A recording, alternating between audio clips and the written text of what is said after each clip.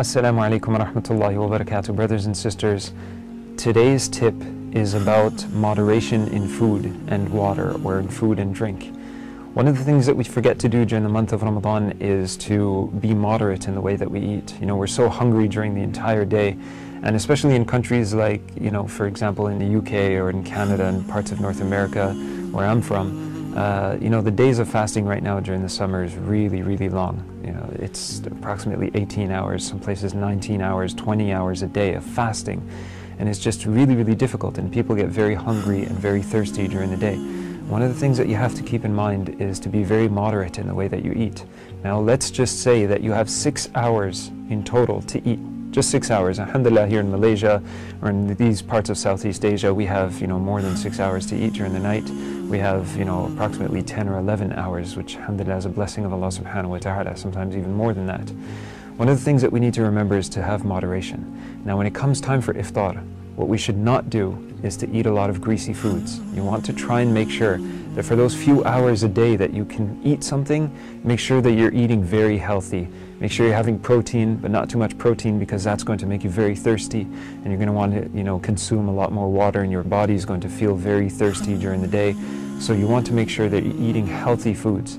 And one of the most important things that I want to stress on is the fact that when we do eat our iftar, or we do eat our suhoor, we only focus on eating a large meal at the times that we're supposed to be stocking up or replenishing our body. So for example, you're stocking up in the morning at suhoor, and at iftar time you're replenishing your body, you haven't eaten for so many hours.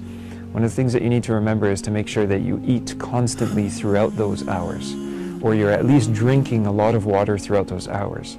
Now, at the time of iftar, you don't want to drink 1 or 2 liters of water and then don't drink any water until suhoor.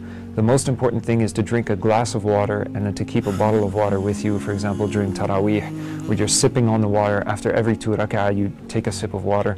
Keep your body replenished.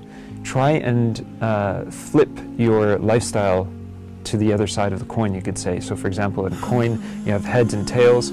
So for example, during the day, you'd always be awake drinking a lot of water, and during the night when you're sleeping, you're not drinking water.